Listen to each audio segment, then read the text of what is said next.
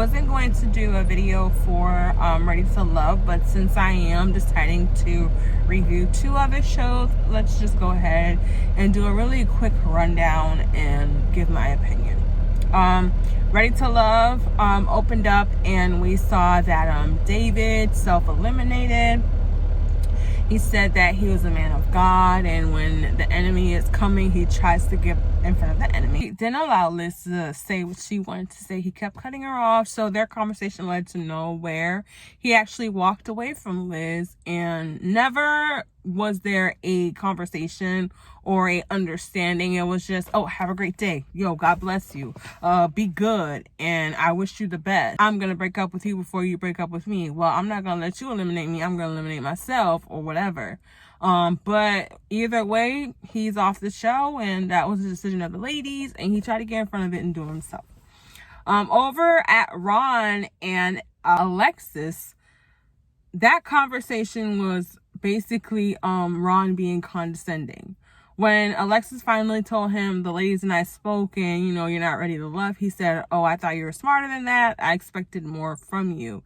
And he was really being petty, and he was like, he basically said, I had already made that decision. I went out with Amber and we kissed. If you had already felt that way, you could have told her before, if that's even the truth, Ron. But again, it's that whole thing of men don't like hearing that they're not good enough, I guess, or that they're not sufficient. And if you hurt them or they feel hurt, then I guess they're going to try to hurt you way more to make you feel more, to make you feel worse than they do. What I like what Alexis said is that she said, well, that gives more of a reason for me to even do this. Because yes, you saying that is like, wow, you know what? With the way you're talking to me and the way you're acting, this was the best decision that I made to say that you're not ready to love, because look how you're acting. The man goes to the gentleman's lounge, and they're gonna go to a ranch in Texas, the ladies and the men. There's now 4 guys and 5 ladies. So they get to the ranch, and Alexis feels uncomfortable because she has to deal with the fact that Ron told her what happened between him and Amber allegedly. And also she feels the type of way because when she called AJ wasn't there for her to talk to. The next part that I remember is Amber and Vernasia are standing at a table, and Kyra was there also. And I think Liz was also there at the same time.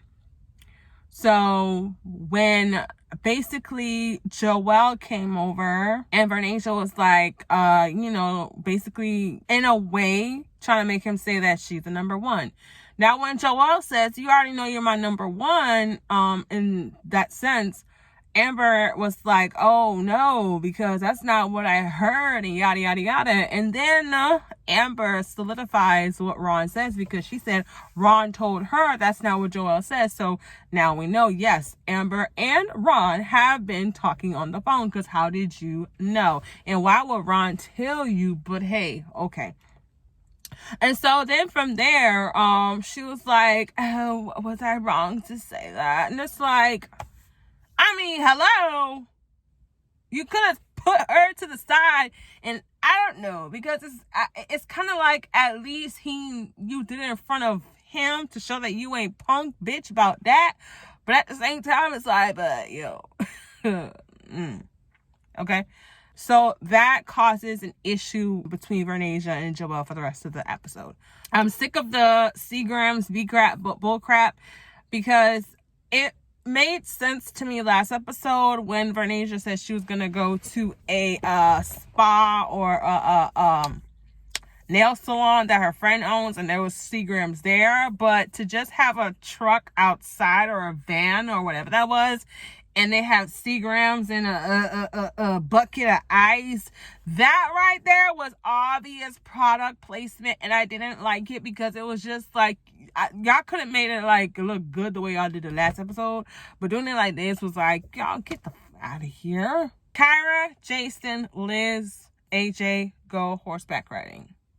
Nothing really happened there. Oh, Jason and AJ had a conversation, and what I got from that conversation was that Kyra's pitting the guys against each other in a sense. When she talks to Jason, she makes it seem like AJ is better. Not really, but AJ is, you know, a little better than Jason.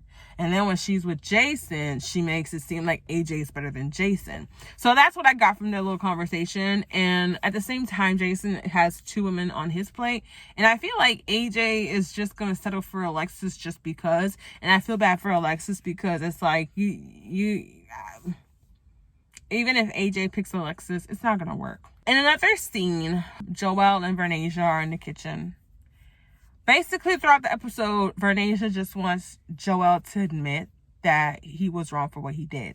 I don't understand why Joelle did not understand that it is hurtful to know that because of an argument that you and I had, you now pick somebody else as your number one or to go home with.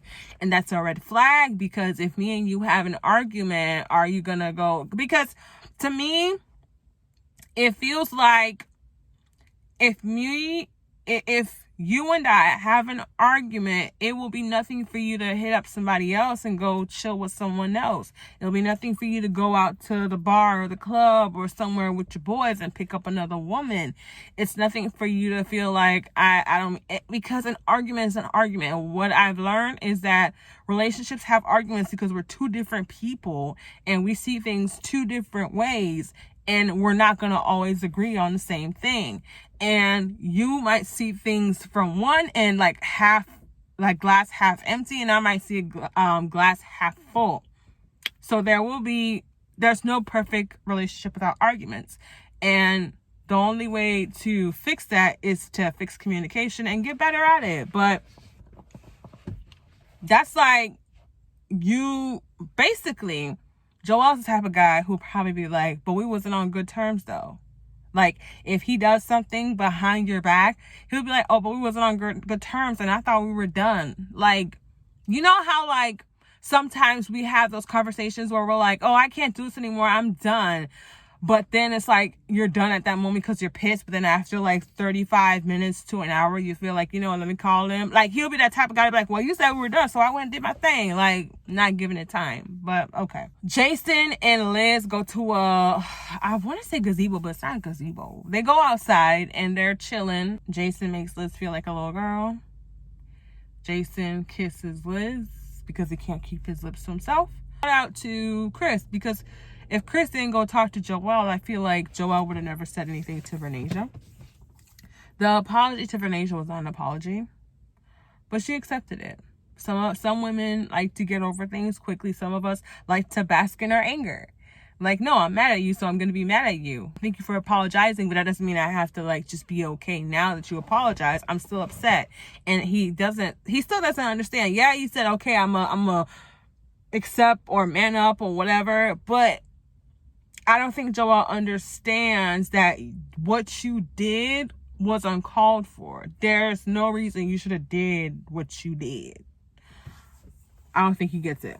What I want to point out was it bothered me a little bit that when the sun went down and it got dark in the house,